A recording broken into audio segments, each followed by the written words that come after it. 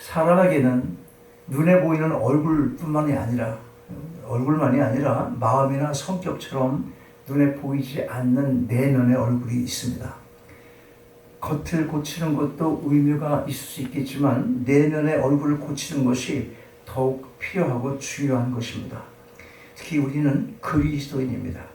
겉모양만이 아니라 그리스도인다운 내면의 아름다움을 가져야 하는 것입니다. 그렇다면 참 그리스도의 기준은 무엇이며 어떤 태도를 가져야겠습니까? 자, 다시 좀 질문을 바꿔서 먼저 하나님께서 부르시는 사람들이 어떤 사람들입니까? 26절 다시 한번 봐요. 26절 천천히 뜻을 좀 생각하시면서 같이 시작.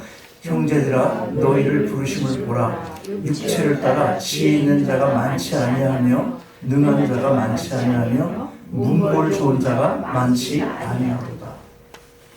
이 말씀에 의하면 하나님이 부르신 자들 중엔 흔히 세상 사람들이 말하는 대단한 사람들이 별로 없다는 것을 가르쳐주고 있습니다.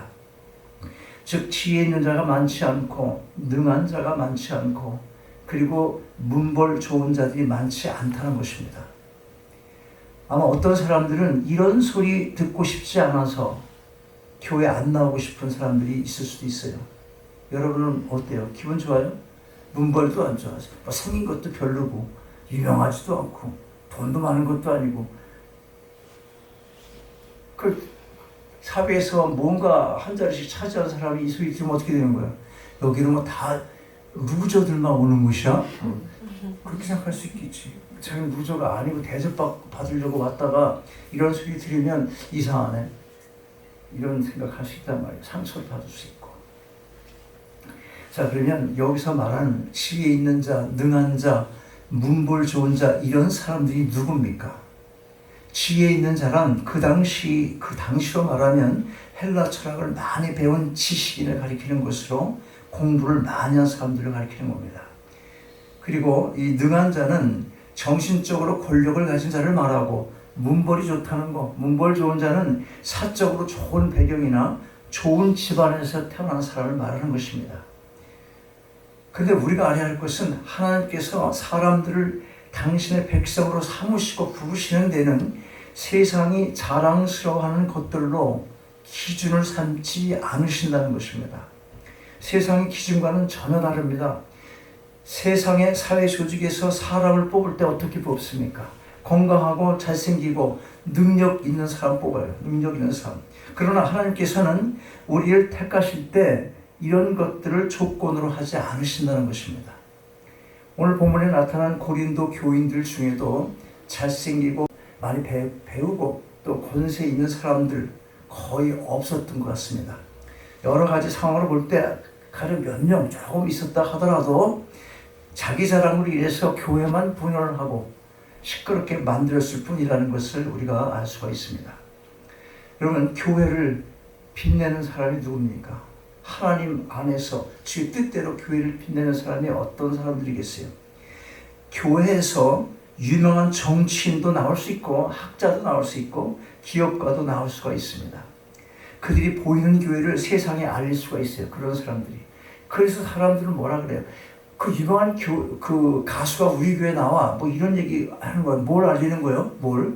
지상 교회를 알리는 거예요. 그냥 지상 교회를. 그러나 그리스도 안에서 진실로 변화되는 사람이 되어야만 참 빛을 낼 수 있게 되는 것입니다. 진짜 교회를 알릴 수 있게 된다는 것입니다. 그렇지 않으면 오히려 하나님의 영광만 가리기 쉬운 거예요.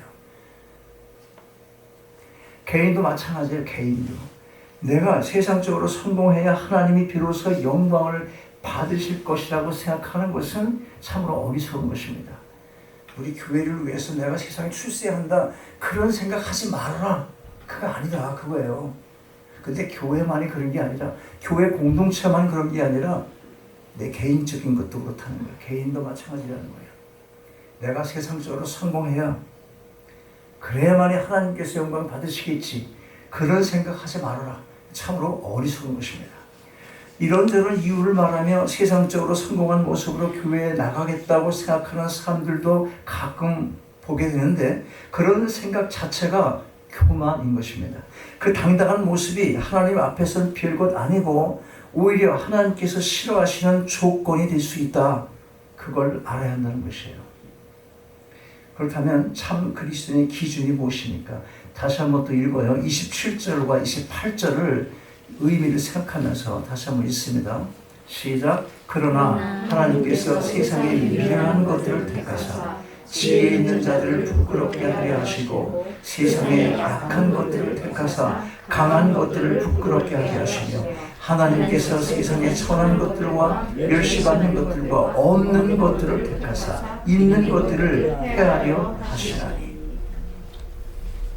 여기는 멸시받는 사람이나 멸시받는 인간이나 멸시받는 분이나 이런 말이 없어. 전부 그냥 무생물의 격으로 만들었어. 멸시받는 것들이래. 것들. 네.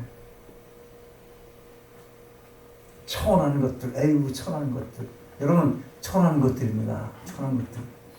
듣기 안 좋지. 근데 거듭난 사람에게 이 소리가 정말 은혜구나. 이게 맞구나. 그래 정말 가치 없고 무가치하고 엉망으로 살았던 내 인생의 모든 것 하나님께서 다 덮으시고 나를 불러주시고 그게 은혜잖아. 우리 무슨 찬양했어요 아까?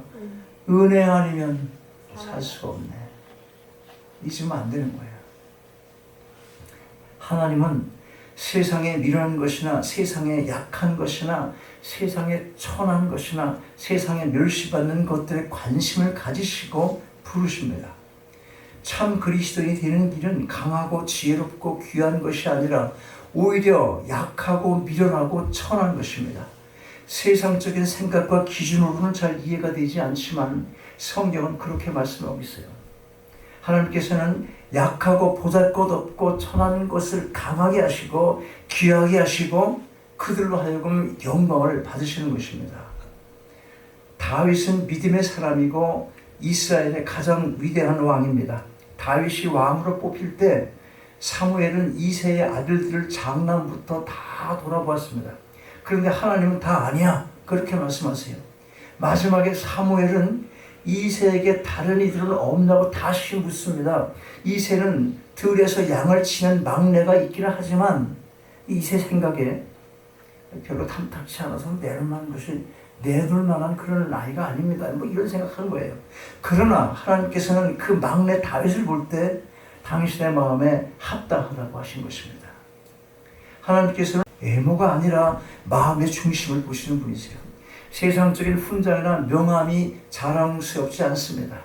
반대로 세상 사람들의 눈에는 별것 아니라 하더라도 또 더 나아가서 못되고 오히려 악해 보이기까지 해도 아주 못돼 먹고 악해 보이기까지 해도 하나님 보시기에는 너무나 귀하고 아름다운 보석들이 있습니다. 사도 바울은 헬라 철학을 배운 지식인이고 유대교 율법에 능통한 사람이고 바리새인이고 베냐민 지파 사람이며 로마 시민권을 가진 사람입니다. 세상적으로 자랑할 만합니다. 그럼에도 불구하고 하나님께서 바울을 부르실 때 그런 것들을 조건으로 부르지 않았습니다. 스데반 집사를 죽이는 자리에 있었고 그것도 모자라 대제사장의 공문을 받아서 다메섹까지 가서 믿는 자를 잡으려는 핍박자의 자리에 있을 때 하나님께서 바울을 부르셨습니다. 죄인의 계시의 자리에 있을 때 하나님께서 그를 부르신 것입니다. 바울은 나중에 자기 같은 죄인의 계시를 부른 그 하나님의 은혜가 너무도 고마워서 세상의 모든 귀한 것들을 배설물과 같이 버린다고 고백을 하기도 했습니다. 그럼 모세는 어떻습니까? 모세는 애굽의 바로 왕의 공주의 양아들로 애굽의 부귀영화를 다 누렸습니다. 그러나 하나님이 막상 모세를 부를 때는 미디안 광야에서 처가살이 하면서 양을 칠 때 불렀어요. 하나님이 모세를 부르실 때 세상적인 배경은 전혀 고려의 대상이 아니었습니다. 실패하고 사람들의 기억에 잊혀진 모세를 부른 것입니다. 또한 하나님께서 사용하신 사사들을 보아도 마찬가지 사실을 발견하게 됩니다. 하나님께서 가나안 왕 야빈의 손에서 이스라엘을 구원하실 때 드보라를 사용했어요. 드보라가 남자예요, 여자예요? 그럼 남자가 강해, 여자가 강해? 뭐야? 여자, 약한 사람. 약한 자 쓰신 거예요. 하나님이 모압 왕 에글로의 손에서 이스라엘을 구원하실 때 에훗을 사용했습니다. 에훗은 오른손잡이가 아니라 왼손잡이였어요. 그 당시 오른손잡이, 왼손잡이 구별이 있습니다. 우리나라 문화도 동양 문화, 그 문화가 어때요? 자꾸 나는 밥을 이렇게 왼손 태어났대. 레프트 핸드, 이거 뭐야? 왼손잡이로 태어났단 말이지. 그래서 밥을 자꾸 먹으니까 그걸 때리더라고. 이걸로 먹으라고, 여기를. 그래서 내가 이렇게 먹기 시작해. 지금은 다 써. 이 왼손잡이가 이게 핸디캡처럼 되어 있는데, 미국은 그런 사람 많잖아, 근데. 지금은 이제 그런 문화가 아니지만, 이 당시는 그랬다는 거야. 우리나라 문화가 이스라엘 그 문화하고 상당히 비슷해요. 많이 비슷해요. 그런 것이. 어쨌든, 왼손잡이를 쓴 거예요. 그 당시에 왼손잡이는 약한 자 속에 들어가는 거죠. 또 있어요. 하나님이 암몬 사람들의 손에서 이스라엘을 구원할 때 입다를 사용했어요. 입다는 기생의 아들입니다. 기생의 아들. 한때 이스라엘 사회에서 유산 상속을 할 수 없다고 쫓겨난 인물이었습니다. 지금도 기생의 아들 그러면 어때요? 어떻겠어요? 지금도 좀 그런 생각이 있을 수 있겠지. 그런데 그 모든 것이 다 하나님 안에서 어떻게 되는 거예요? 주 안에서는 평등하다는 거예요. 자, 그러면 신학의 예수님의 제자들은 어땠습니까? 12 제자들은 주로 갈릴리에 사는 어부들이었어요. 세상적인 기준으로 사람들 앞에 내어놓을 만한 것이 없었어요. 그런데 하나님께서는 그들을 통해서 교회의 기초를 놓으신 것입니다. 여러분, 세상의 지식이니 권력이니 사회적인 명성은 오히려 하나님의 진노를 살 조건이 될 수도 있음을 알아야 합니다. 오히려 세상적인 출세가 하나님으로부터 진노를 사게 할 수 있는 그런 유혹거리가 되고 또 그런 위치가 될 수 있다는 사실이에요. 그래서 부자가 어떻게 돼? 하나님 나라 들어오기가 어렵다고 말하는 거예요. 세상적인 가치를 칠 때 돈 많은 사람이 최고잖아. 자본주의, 자유민주주의 체제에서도 하나님이 최고죠. 그거 아니지. 돈이 최고지 그러지. 당장 선택하라는 거. 몸만 아파봐. 당장. 하나님 기도해도 안 낫게 이러는데 돈 많으면 돼. 돈이면 돼. 요새 못 고치는 병 없어. 진짜 가난하면 못 고쳐서 죽기도 해. 요새는. 누가 며칠 동안 병원에 입원을 했는데 6만 불인가 7만 불이 나왔다가 잠깐 있었는데. 자, 봐요.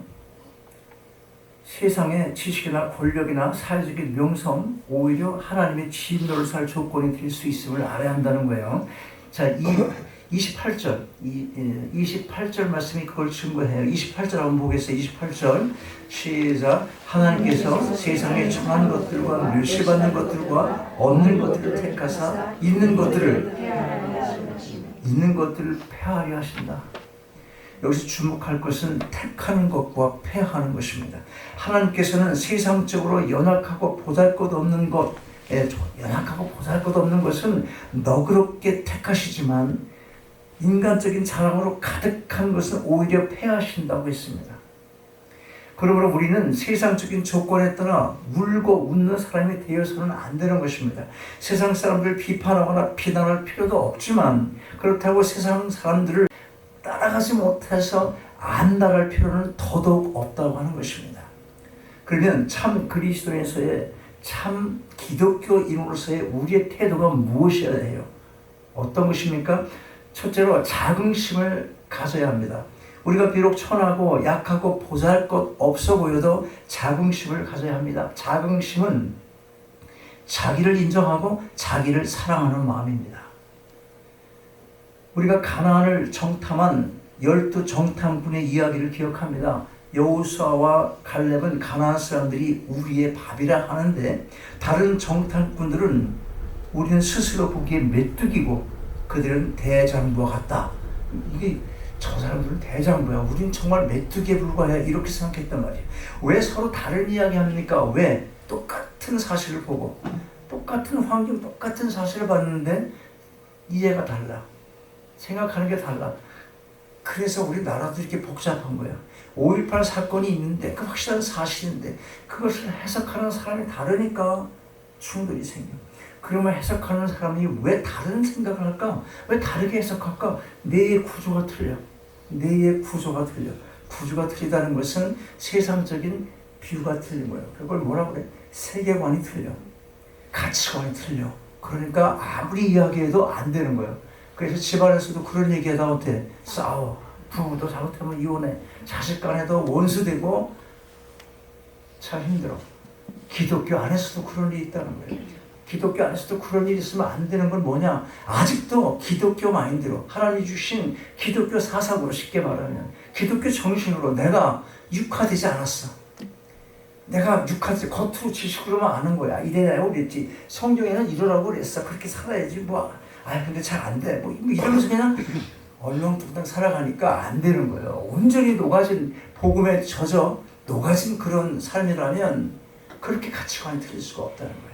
그러니까 어떻게 한 집에 사는지 몰라. 그래서 한 집에 믿지 않는 사람하고 우리 평화롭게 살아? 그러면 너가 가짜 그리스도인이지.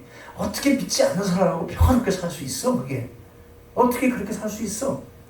가장 친한 친구가 믿지 않는 친구예요. 이것도 되게 웃기는 말이야. 교회 끝나고 나면 믿지 않는 친구 만나는데 혈이 그냥 바빠. 거기 가면 행복해? 그건 뭔가 잘못된 거야.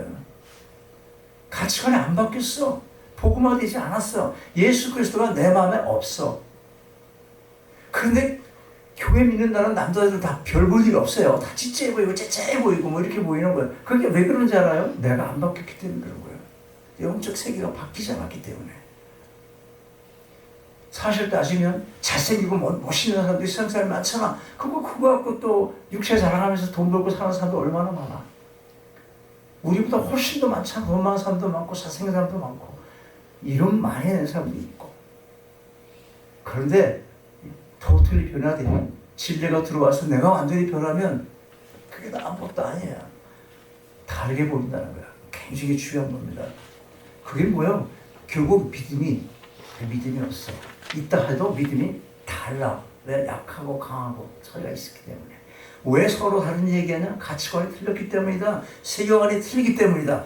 궁극적으로는 믿음이 다르기 때문이다. 그런 것입니다. 믿는다고 해도 성경에서 말하는 그 믿음이 아닌 거예요. 내가 그냥 만들어낸 믿음인 것이지. 그게 무슨 변화를 가져오겠습니까?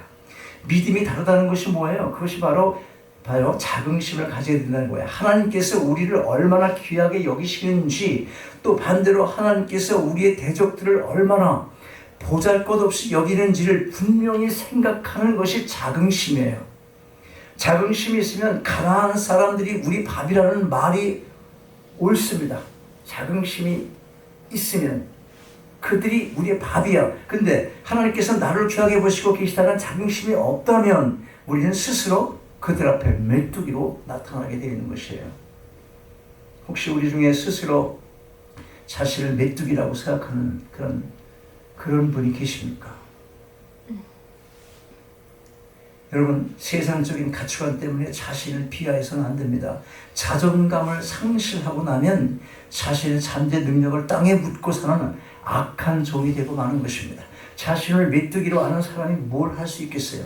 자존감을 상실하고 살면 미래가 없고 꿈이 없어요. 자존감을 상실하고 살면 자신과 하나님과의 관계가 잘못되어서 신앙이 성장하지 않습니다. 하나님의 일을 제대로 할 수가 없습니다. 교사를 하라고 하면 애들 좀 가르쳐봐. 그러면 성경을 몰라서 못해요. 찬양 좀 해봐. 그러면 노래 못해서 못합니다. 전도를 하려고 그러면 부끄러워서 어떻게 해요. 이런 태도 가지게 되면 결국 할 수 있는 것은 아무것도 없게 되고 마는 것입니다. 정말 못하는 것도 있겠지만 대개는 자존감이 결여되어서 그것 때문에 그런 것입니다. 자존감이 없는 사람은 하나님과 신앙의 관계만 아니라 대인 관계에서도 문제가 발생해요. 지나치게 남을 의존하기도 하고 또 반대로 지나치게 자신을 드러내서 칭찬받으려고 그래요. 자존감이 없으면. 내가 자존감이 있는데 그렇게 칭찬을 받아야 될 이유가 뭐예요? 사람들한테 자기 자랑하려고 그러고 나타내고 싶어 하는 거예요. 이런 것들이 채워지지 않을 때 결국 열등감으로 점점 더 스스로를 위축시키고 다른 삶과의 접촉도 피하게 되는 것입니다. 여러분, 우리는 하나님의 백성으로 택함받았습니다. 그러므로 세상의 기준으로 보이는 모든 가치로는 측정할 수 없는 귀한 존재가 된 것입니다. 자존감을 가지시고 당당하게 자랑스러운 그리스도인의 삶을 살아가시기 바랍니다. 참 그리스도인에서의 우리의 태도, 둘째로 주 안에서 자랑해야 돼요. 30절, 31절 같이 한번 읽어요. 30절 31절 큰소리로 시작. 너희는 하나님께로부터 나서 그리스도 예수 안에 있고 예수는 하나님께로 나와서 우리에게 지혜와 의로움과 거룩함과 공평함이 되었으니 기록된 바 자랑하는 자는 주 안에서 자랑하라 함과 같게 하려 함이니라. 주 안에서 자랑하라 했어요. 뭘 자랑합니까? 뭘? 세상적인 출세나 성공이 아니라 하나님의 은혜로 의로움과 거룩함과 구속함을 얻은 것을 자랑하라. 그걸 말씀하는 거예요. 그러면 의로움이 무엇입니까? 의로움이 우리 스스로 의인이 될 수 없지만 하나님께서 우리를 대속하신 예수 그리스도를 믿는 그 믿음으로 우리를 의롭다 칭하여 주시는 것입니다. 이것이 신앙용어로 인간편에서 말할 때 이신 뭐라고? 득의, 이신득이라고 말하는 거예요. 우리가 자랑할 것은 바로 이것입니다. 아무것도 아닌데 내가 하나님 믿는데 그 믿음도 하나님께서 선물을 주신 것인데 그 믿음으로 나를 의롭게 칭해 주셨어. 의롭다. 또 거룩함이 무엇입니까? 의롭다 인정받을 뿐 아니라 불법과 불의에서 벗어나서 즉 세상 속에 죄된 삶에서 돌아서서 구별된 삶을 살아가며 그리스도와 영적인 교제를 깊이 누리는 삶, 그게 중요한 거예요. 그게 거룩입니다. 거룩. 이사야 선지자는 성전에서 하나님의 거룩을 보았어요. 이사야서 6장 6절 이하에 이렇게 기록합니다. 내가 본즉 주께서 높이 들린 보좌에 앉으셨는데 그 옷자락은 성전에 가득하였고 스랍들은 모셔섰는데 각기 6날개가 있어 그 둘로는 그 얼굴을 가리웠고 그 둘로는 그 발을 가리웠고 그 둘로는 서로 날며 창호하여 가로되. 삼성이 나오는 거예요. 무슨 거룩에 3번 나온다는 거예요. 거룩하다, 거룩하다, 거룩하다, 거룩 삼성성이라고 그래요. 만군의 여호와여 그 영광이 온 땅에 충만하도다. 이 거룩성이 이렇게 나타나는 거예요. 성경에는 내가 거룩하니 너희도 뭐라고? 거룩하라. 명령이잖아요. 명령은 왜 있는 겁니까? 지키라고 있는 거예요.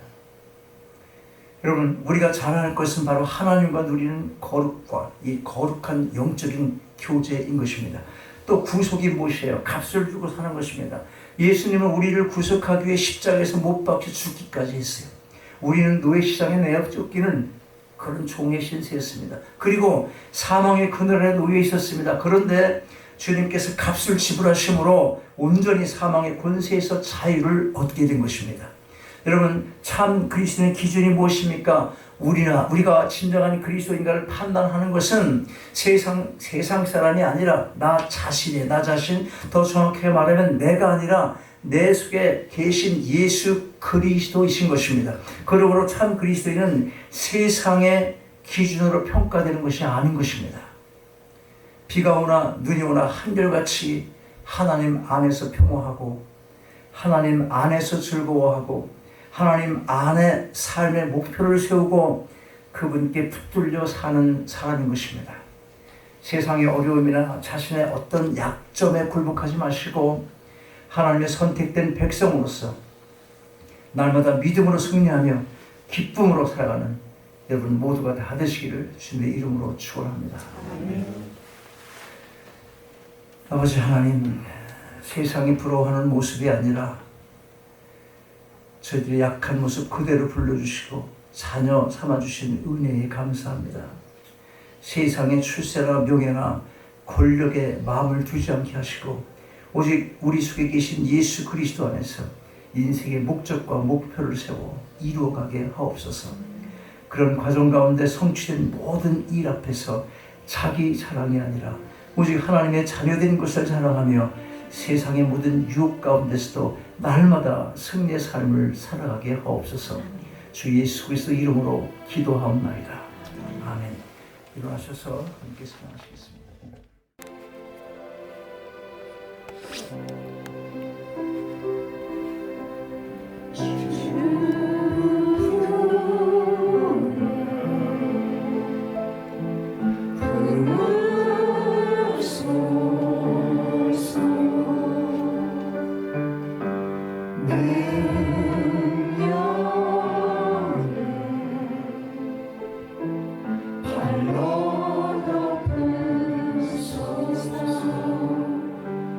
거친 파도 날 향해